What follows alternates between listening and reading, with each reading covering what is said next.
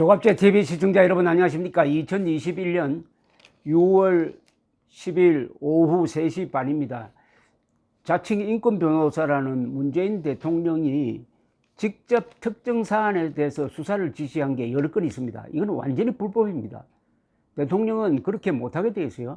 특정 사안에 대해서 수사를 이러쿵 하라고 저러쿵 하는 것은 그것은 검찰총장 이하에서는 할 수 있는 것이지 대통령이나 법무장관은 그렇게 못합니다. 그런데 거의 대부분이 생사람 잡는 것이었습니다. 제일 대표적인 것이 세월호 유족을 기무사가 사찰했다고 해가지고 직접 정군 지휘관 회의를 하는 자리에서 문재인 대통령이 사실상 유죄를 예단하면서 이것은 불법이고 일탈행위고 시대착오적이다라고 하면서 가이드라인을 정해가지고 수사 지시를 했더니 검찰이 무리하게 수사를 하다가 결국 이재수 당시 기무사령관이 구속영장이 기각되었음에도 불구하고 투신 자살한 것이 대표적인 예입니다.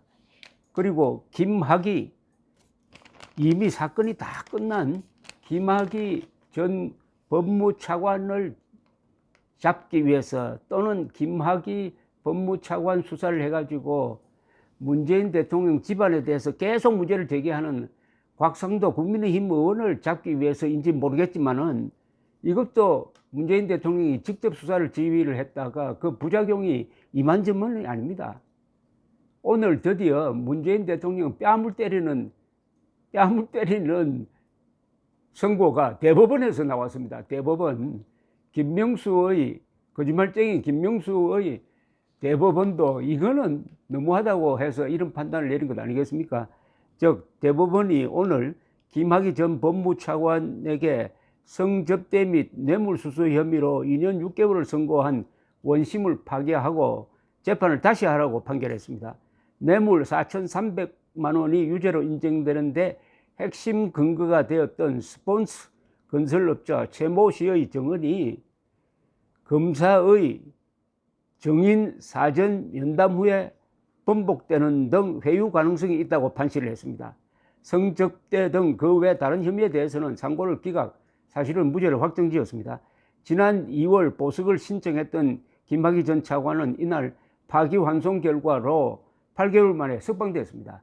이분은 구속이 됐다가 1심에서 무죄 받아서 나왔다가 또 2심에서 유죄 선고하니까 또 들어갔다가 대법원이 파기환송하니까 또 나오고 참 인생 고달프게 살고 있습니다. 무슨 죽을 죄를 지었습니까, 이 사람이. 문재인 대통령 악업을 샀고 있습니다. 대법원 3부 주심 대법관 이흥구는 이날 오전 특정범죄 가중처벌 등에 관한 법률 위반 혐의로 기소된 김 전 차관의 상고심에서 징역 2년 6개월을 선고한 원심 2심입니다. 2심을 깨고 이 사건을 서울 고등법원으로 돌려보냈습니다. 대법원은 최 씨가 정인신문 전에 이 정인신문은 법정에서 하는 겁니다.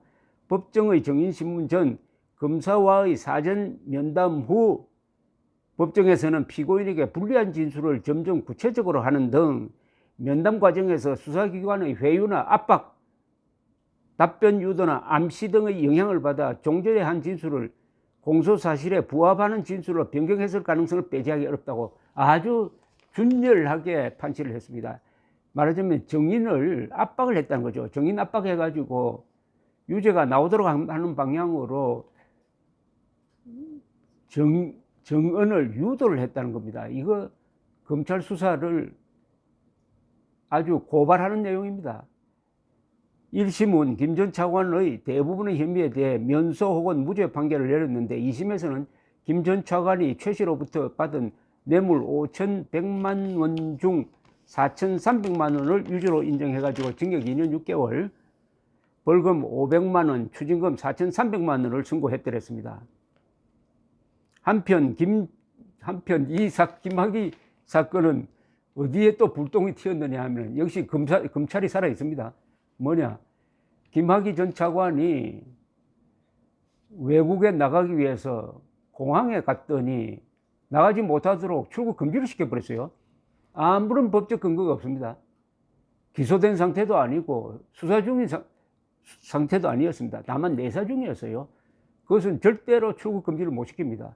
그런데 출국 금지를 시키기 위해서 관련 자료를 위조하고 압력을 넣고 그 다음에 이걸 검찰이 수사를 하니까 또 수사를 못하게 방해하고 해가지고 김학의 사건보다도 이 김학의 출국 금지에 따른 불법 사건, 이 불법 수사를 막기 위한 일종의 은폐 공작이 더 큰 사건이 되어버렸습니다. 완전히 문 대통령이 뒤집어 쓰고 있습니다. 지금 뒤집어 쓰고 나쁜 마음을 가지고 사람을 잡아 넣도록 하는 지시를 내렸는데 사람은 일단 잡아 넣는 데는 성공했는데 이번 대법원 판결로 해서 사실상 이게 파기환송심에 가서 무죄가 될 가능성이 상당히 높습니다. 그런데 남은 것은 오히려 문재인 대통령의 무리한 수사를 충실하게 집행하려고 한 검사들이 이제 좀 속된 말로 줄초상나게 되었습니다. 아직은 정의가 살아있어요.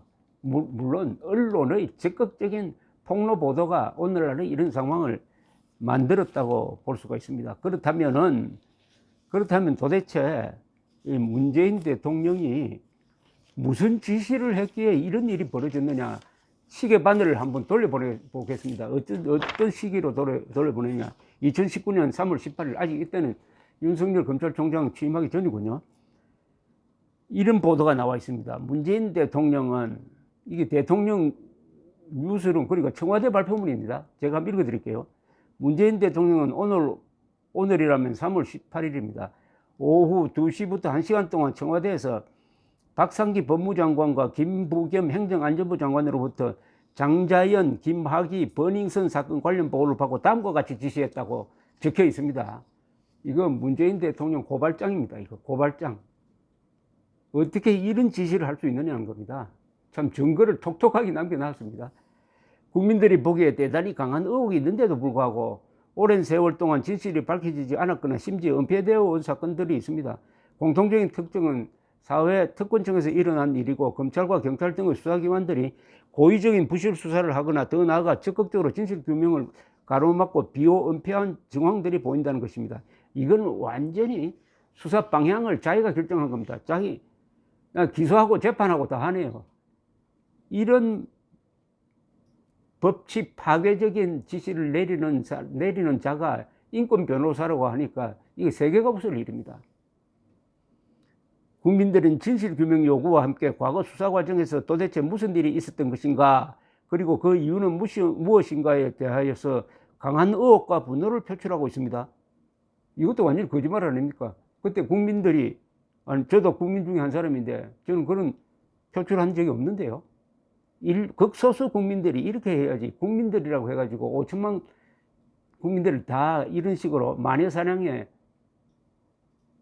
뭡니까 이거? 공범으로 만들고 있는 거 아닙니까?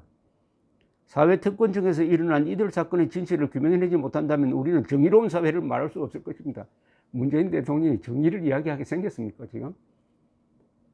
또한 검찰과 경찰이 권력형 사건 앞에서 무력했던 과거에 대한 깊은 반성 위에서 과거가 있었던 고의적인 부실 비호 은폐 수사의 의혹에 대해 주머니 속을 뒤집어 보이듯이 명명백백하게 밝혀내지 못하면 사정기관으로서의 공정성과 공신력을 회복할 수 없을 것입니다. 이렇게 지시를 하니까 얼마나 무리를 했겠습니까? 주머니 속을 뒤집어 보듯이 명명백백하게 밝혀내지 못한다면 이렇게 강조를 하니까 무리를 안 할 수가 있었겠습니까? 무리를 안 할 수가 있습니다. 오래된 사건인 만큼 공소시효가 끝난 부분도 있을 수 있고 아닌 부분도 있을 수 있습니다. 공소시효가 끝난 일은 그대로 사실 여부를 가리고 공소시효가 남은 범죄 행위가 있다면 반드시 엄정한 사법 처리를 해주기 바랍니다. 이것도 말도 아닌 법치 파괴적 수사입니다. 공소시효가 끝난 것은 기소를 할 수 없습니다. 기소할 수 없는 것은 수사를 하면 안 되는 겁니다. 왜 국민 세금 들어가지고 기소할 수 없는 공소시효가 끝난 걸 왜 조사를 하랍니까? 그러면 흥신소입니까 이게? 경찰, 검찰이 흥신소냐고요. 문재인 호기심 만족시키기 위해서 이런 지저분한 혐의 사건을 경찰, 검사가 그 고급 인력이 수사를 해도 되겠느냐 이겁니다. 자, 이제 지금부터 전개될 일은 문재인, 그리고 이 문재인 지시에 지시에 아주 충직하게 뛰었던 사람들의 이제는 불행만이 남아 있는 것 같습니다. 이 표적이 되었던 곽상도 의원이 며칠 전에 이런 아주 조국 전 법무장관을 걸고 들어가는 글을 페이스북에 하나 올렸어요. 뭐라고 했느냐? 조국 씨가 본인 가족 자녀에 대한 검찰 수사는 사냥 상치라고 하면서 없는 사실도 만들어내 수사 대상이 된 상대방에게는 어떻게 이런 방구도 하지 않느냐? 아마 이거 김학의 씨를 염두에 두고 한 이야기 같습니다. 곽 의원은 박근혜 정부 시절이던 2013년에 민정수석을 지냈는데 당시 김학의 전 차관 관련 수사에 외압을 행사했다는 의혹으로 검찰 수사선상에 올랐습니다. 2019년 3월에 문재인 대통령의 관련 수사를 지시까지 했으나 문재인 대통령이 관련 수사를 지시까지 했으나 결국 무혐의 처분을 받았습니다. 곽 의원은 당시 상황에 대해 검찰 과거사 진상조사단 이규원 검사는 김학의 사건과 관련해 윤중천, 박관청과의 면담 때 듣지도 않은 내용을 들었다고 허위 면담 보고서를 만들었고 이 허위 면담 보고서가 수사를 개시하는 계기가 되었다. 문 대통령은 조국 민정수석, 박상기 법무장관으로부터 보고받은 뒤 적극적으로 진실규명을 가로막고 비호언피한 정황이 보인다며 수사를 지시했다면서 검찰에서 대대적인 수사를 벌였지만 외압의 정황은 눈꼽만큼도 찾아내지 못했고 오히려 이규원 검사의 사실 조작, 허위 공문서 작성만 확인한 채 수사를 종결을 했다. 문 대통령의 수사 지시 과정에 조국 민정수석도 개입되어 있고 수사 대상자는 사냥당해서 상처받을 수밖에 없었다. 수사를 받다가 유명을 달리하신 분도 여럿 있었다.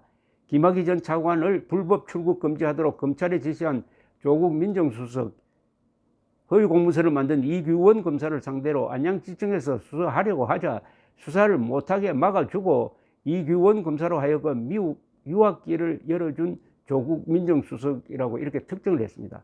그는 또 민정수석이 된 뒤 언론과 인터뷰에서 민정수석은 수사지휘를 해서는 안 된다고 했다면서 그가 수사를 지휘한 것이 비단 김학의 사건뿐이겠느냐? 지금까지 드러난 것도 빙산의 일각일 것이다. 조국에 의해 사냥당해 상처받은 분들의 절규가 곧 조 전 장관에게 도달해 응분의 조치가 뒤따르기 바란다. 섬찟한 이야기를 했습니다. 문재인 대통령 임기 이제 얼마 남았습니까? 한 11개월 남았네요. 11개월. 이 11개월 동안 그동안 저질렀던 악업을 털고 나가주기를 바랍니다. 감사합니다.